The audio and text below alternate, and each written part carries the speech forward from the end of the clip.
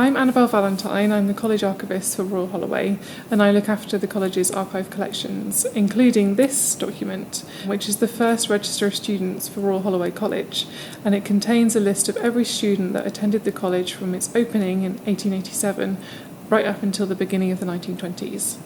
So if we take a look inside the volume, you can see the details of the students, and at the top of this page is listed Emily Wilding Davison.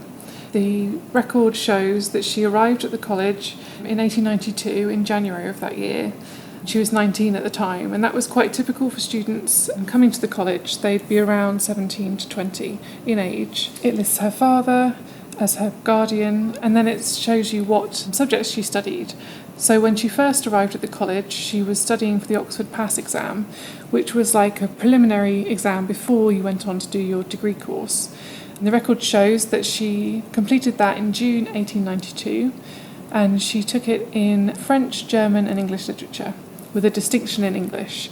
And so she took English on to do the Oxford Final Honours course in English, and that was comparable to a degree course. Unfortunately, we know that after her father died, the family were not able to afford the fees for the college. So the register lists that she was awarded a bursary, and many students were awarded something towards their fees.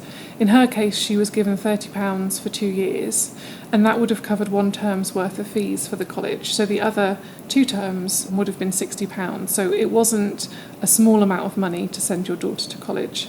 And you see from the register that the professions of the parents and guardians are very much middle class, and that's really the background of most of the students that came to the college, including Emily, whose father is listed as a retired merchant. The other thing to note about the register is that we have an addition here in red pen under Emily's name, which has her date of death. So you see here it says died June 8th, 1913, and you see that with other entries in the register as well.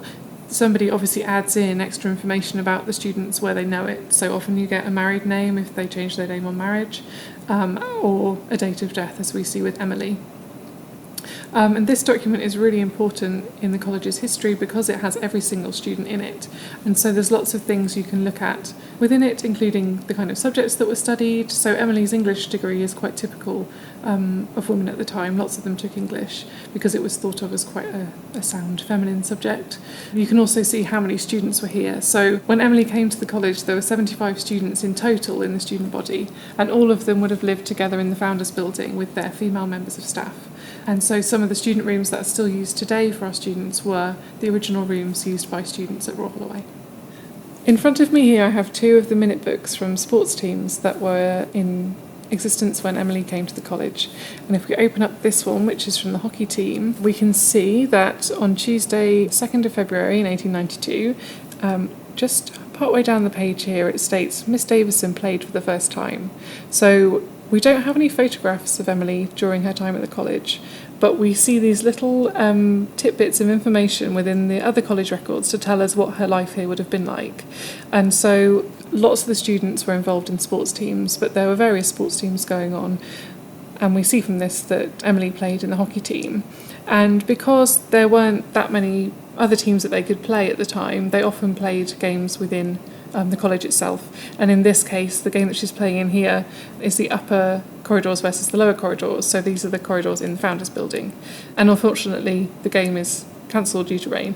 So there's no goals on either side, but we assume that she played later in other games as well. The match was replayed later in the week.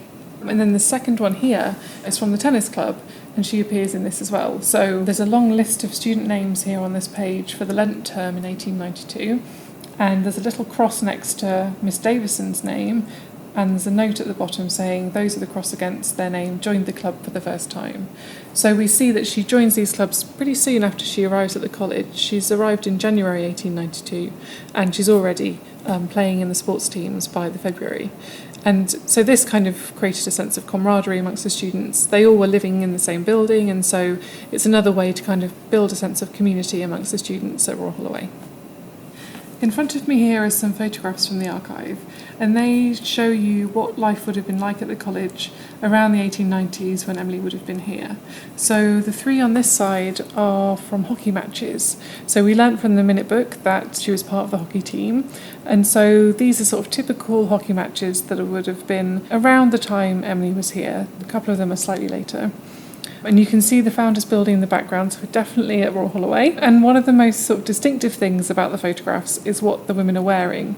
So because of the ideas of respectability at the time, they still wear their long skirts and their high-neck blouses with long sleeves for playing sport as well as in their day-to-day life. And they actually refer to these skirts as their short skirts in the hockey minutes, despite the fact they look very long to us. So I think they were cut just slightly above the ankle to give them a little bit of freedom of movement. But you can see here there's also spectators, so that it was a big event to have these hockey matches on campus, and the community really kind of got behind them to support the women playing. And then on the left-hand side here, we have a couple of photographs just showing more kind of day-to-day college life. So the photo at the top here shows the college dining hall. This was built into the Founders Building and is still used to this day as the dining hall, so it's always been in that room. And this photograph shows one of the formal dinners that the students attended. So the college was run kind of like a boarding school, so they had quite a strict timetable for the students. They'd each go to the chapel in the morning for prayers, and they'd dine together for breakfast, lunch and dinner. But dinner was the more formal affair, so they would dress for dinner and then process through the Founders Building to the dining hall. And you can see in this picture that there's the top table there where the female staff members would have sat, and the principal chose a different student for her dining partner every evening, so you had to have good conversation if you're going to sit with the principal. And just behind this table you can see a man standing there, and he was the butler, and on the right hand side is a line of maids dressed in black and white. And so the formal evening dinner was when the maids would actually serve the girls, whereas the breakfast and lunch would have been much more informal, where they would have served themselves. So it was definitely a kind of event each evening. You can see in the back of this picture as well the original college banner hanging in the dining hall. And then the two lower pictures are images of student studies. So the students would have all lived within the Founders Building and each had a bedroom and a study to themselves that would have been opposite the corridor from each other. And so this gave the students a space of their own and a kind of freedom that they may not have had at home, where often they would have shared a room with a sibling. And so the bedrooms were more of a private space, and we don't have photographs of those in the archives, but we do have lots of photographs of the student studies, which were more of a social space. They would invite their friends in, and we can see in this photograph here the students have come together for their afternoon tea. One of them's cooking something on the stove, and then the rest are kind of sitting around the table. One looks like she's serving the rest biscuits. Very nice, very civilised. And actually this photo is really interesting because the woman sitting at the front of it in the black dress is Rose LaMartin Yates. And at this time, when she was at the college, she was Rose Janelle before her marriage. She became a suffragette as well, and her and Emily were friends in later life.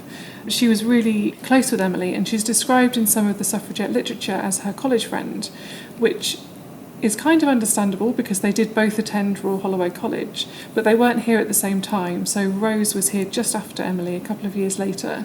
But they obviously felt that shared history of being at college together and felt that that bonded them.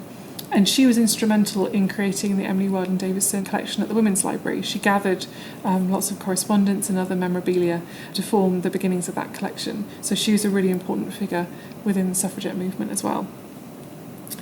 And then the last photo here is of another student room with a couple of students in it. This one is decorated with lots of drawings, so we assume the student here was an artist herself, although she does also have copies of other pictures, so she's obviously an art buff. And you see that with lots of the student study photos, that they bring things in to personalise their rooms.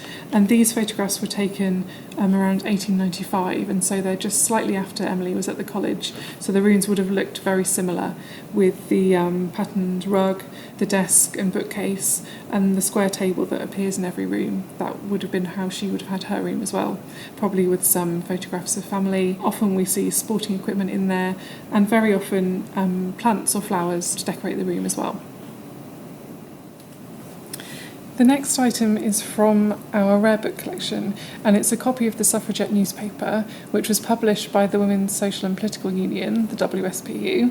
This particular edition is very special to the college because it is the memorial edition that was published after Emily Wilding Davison's death. So it was published on the 13th of June 1913, so it's just 5 days after her death, and she's shown on the front cover as an angel. You see her standing in front of the railings that were at the racecourse with the crowd behind her, and she has wings and a kind of halo above her head. The title is "In Honour and in Loving Reverent Memory of Emily Wilding Davison, She Died for Women." And so the whole edition is really dedicated to her and her sacrifice for the cause. So if I open it up, it starts with some adverts and a review of the week, but then as you go further in, you start to see the memorial articles for Emily. And the pages are very fragile because it's a newspaper. The paper is kind of cheap, it was expected to be thrown away, and so preserving it is quite a difficult job, and so it is very, very fragile. So I have to be very careful when turning the pages because of the fragility of it.